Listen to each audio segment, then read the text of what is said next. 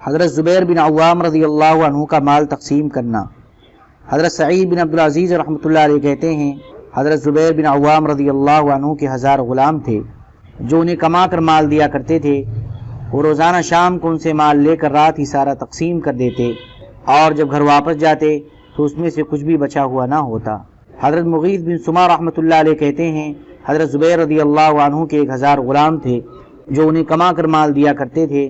وہ ان غلاموں کی آمدن میں سے 1 درہم بھی گھر نہیں لے جاتے تھے بلکہ ساری آمدن دوسروں میں تقسیم کر دیتے تھے۔ حضرت عبداللہ بن زبیر رضی اللہ عنہ فرماتے ہیں جنگ جمل کے دن میرے والد حضرت زبیر رضی اللہ عنہ کھڑے ہوئے تو مجھے بلایا، میں ان کے پیرو میں آ کر کھڑا ہو گیا تو انہوں نے کہا، اے میرے بیٹے، آج جو بھی قتل ہوگا اسے فریق مخالف ظالم سمجھے گا اور وہ خود اپنے آپ کو مظلوم سمجھے گا، اور مجھے ایسا نظر آ رہا ہے کہ میں بھی آج ظلماً قتل ہو جاؤں گا اور مجھے سب سے زیادہ فکر اپنے قرضے کی ہے۔ تمہارا کیا خیال ہے؟ قرض ادا کرنے کے بعد ہمارے مال میں سے کچھ بچ جائے گا، اے میرے بیٹے ہمارا مال بیچ کر قرضہ ادا کر دینا۔ پھر حضرت زبیر رضی اللہ عنہ نے وصیت فرمائی کہ قرضہ ادا کرنے کے بعد جو مال بچے اس کا 1/3 ورثہ کے علاوہ دوسروں کو دے دیا جائے، اور اس 1/3 کا 1/3 یعنی بچے ہوئے مال کا 9واں حصہ حضرت عبداللہ بن زبیر کی اولاد کو دے دیا جائے، کیونکہ حضرت عبداللہ کے بچے بڑے تھے بلکہ ان کی شادیاں بھی ہو چکی تھیں۔ چنانچہ حضرت عبداللہ کے کچھ بیٹے حضرت خبیب اور حضرت عباد عمر میں یا مال کے حصے میں حضرت زبیر کے بعد بیٹوں کے برابر تھے، اور خود حضرت زبیر کے 9 بیٹے اور 9 بیٹیاں تھیں۔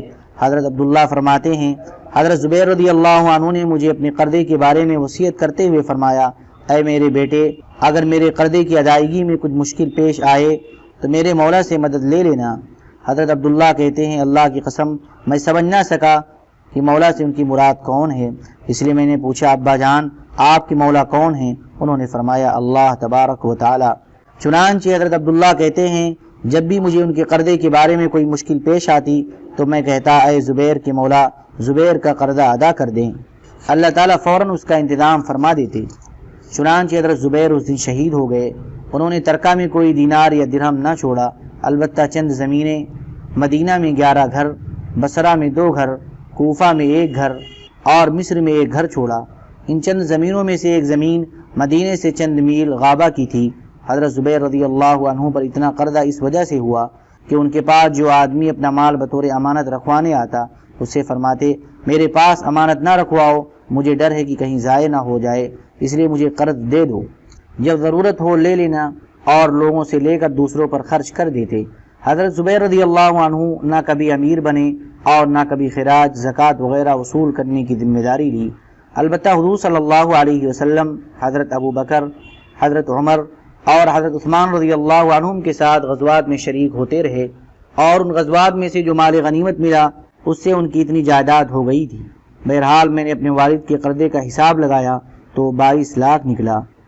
ایک دن حضرت حکیم بن حزام رضی اللہ عنہ مجھ سے ملے، انہوں نے کہا، اے میرے بھتیجے، میرے بھائی حضرت زبیر پر کتنا قرضہ ہے؟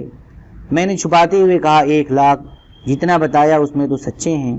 حضرت حکیم نے کہا، اللہ کی قسم میرے خیال میں تو تمہارا سارا مال اس قرض کی ادائیگی کے لیے کافی نہیں ہوگا۔ میں نے کہا، اگر 22 لاکھ قرض ہو تو پھر؟ انہوں نے کہا، میرے خیال میں تو تم اسے ادا نہیں کر سکتے، اس لیے اگر تمہیں قرضے کی ادائیگی میں کوئی مشکل پیش آئے تو تم مجھ سے مدد لے لینا۔ حضرت زبیر رضی اللہ عنہ نے غابہ کی زمین 1,70,000 میں خریدی تھی۔ میں نے اس کی قیمت لگوائی تو 16 لاکھ قیمت لگی۔ میں نے اس زمین کے 16 حصے بنائے تھے، ایک حصے کی قیمت 1 لاکھ لگی۔ پھر میں نے کھڑے ہو کر اعلان کیا، جس کا حضرت زبیر کی ذمہ کوئی حق ہو وہ ہمیں غابہ میں آ کر مل لے۔ حضرت عبداللہ بن جعفر رضی اللہ عنہما کے حضرت زبیر رضی اللہ عنہ کی ذمہ 4 لاکھ درہم تھے۔ انہوں نے مجھ سے آ کر کہا، اگر تم کہو تو میں تمہاری خاطر یہ قرضہ چھوڑ دیتا ہوں۔ میں نے کہا نہیں، اس کی ضرورت نہیں ہے۔ پھر انہوں نے کہا، اگر تم چاہو تو میرا قرضہ آخر میں ادا کر دینا۔ میں نے کہا نہیں، آپ ابھی لے لیں۔ انہوں نے کہا، اچھا پھر مجھے اس زمین میں سے میرے قرضے کے بقدر ٹکڑا دے دو۔ میں نے کہا، یہاں سے لے کر وہاں تک آپ کی زمین ہے۔ چنانچہ غابہ کی زمین اور حضرت زبیر رضی اللہ عنہ کے گھروں کو بیچ کر میں قرضہ ادا کرتا رہا، یہاں تک کہ سارا قرضہ ادا ہو گیا، اور غابہ کی زمین کے 16 حصوں میں سے 4.5 حصے بچ گئے۔ میں بعد میں حضرت معاویہ رضی اللہ عنہ کے زمانے خلافت میں ان کے پاس گیا۔ اس وقت ان کے پاس حضرت عمرو بن عثمان، حضرت منذر بن زبیر، اور حضرت ابن زمعہ رضی اللہ عنہم بھی تھے۔ حضرت معاویہ رضی اللہ عنہ نے مجھ سے فرمایا تم نے غابہ کی زمین کی کیا قیمت لگائی؟ میں نے کہا اس کے 16 حصے کیے تھے اور ہر حصہ 1 لاکھ کا بنا تھا۔ حضرت معاویہ نے پوچھا اب کتنے حصے باقی ہیں؟ میں نے کہا 4.5 حصے۔ حضرت منذر بن زبیر رضی اللہ عنہ نے کہا 1 حصہ میں نے 1 لاکھ میں خرید لیا۔ پھر حضرت عمر بن عثمان نے کہا 1 حصہ میں نے 1 لاکھ میں خرید لیا۔ پھر حضرت ابن زمعہ نے کہا 1 حصہ میں نے 1 لاکھ میں خرید لیا۔ حضرت معاویہ رضی اللہ عنہ نے پوچھا اب کتنے حصے رہ گئے؟ میں نے کہا 1.5۔ انہوں نے کہا 1.5 لاکھ میں نے اسے خرید لیا۔ حضرت عبداللہ بن جعفر نے اپنا حصہ حضرت معاویہ رضی اللہ عنہ کے ہاتھ 6 لاکھ میں بیچا۔ جب میں حضرت زبیر رضی اللہ عنہ کے قرضے کی ادائیگی سے فارغ ہوا تو حضرت زبیر رضی اللہ عنہ کی اولاد یعنی میرے بہن بھائیوں نے کہا اب میراث ہمارے درمیان تقسیم کر دیں۔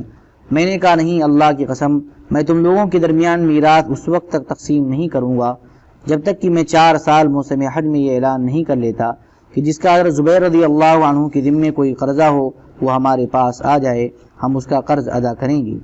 چنانچہ میں ہر سال موسم حج میں یہ اعلان کرتا رہا۔ جب 4 سال گزر گئے تو پھر میں نے ان کے درمیان میراث تقسیم کی۔ حضرت زبیر رضی اللہ عنہ کی 4 بیویاں تھیں۔ حضرت زبیر رضی اللہ عنہ نے 1/3 مال کی وصیت کی تھی۔ وہ 1/3 مال دینے کے بعد ہر بیوی کو 12 لاکھ ملے، لہذا ان کا سارا مال 5 کروڑ 2 لاکھ ہوا۔ البدایہ میں علامہ ابن کثیر نے فرمایا ہے کہ ورثہ میں جو مال تقسیم ہوا وہ 3 کروڑ 84 لاکھ تھا اور 1/3 کی جو وصیت کی تھی وہ 1 کروڑ 92 لاکھ تھا، لہذا یہ میراث اور 1/3 مل کر 5 کروڑ 76 لاکھ ہوا، اور پہلے جو قرضہ ادا کیا گیا وہ 22 لاکھ تھا۔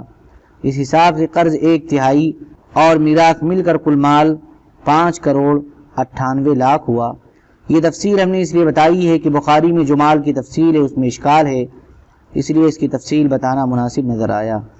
اللهم صل على سيدنا وعلى آل سيدنا وحبيبنا ومحبوبنا ومولانا محمد وبارك وسلم سبحان ربك رب العزة عما يصفون وسلام على المرسلين والحمد لله رب العالمين۔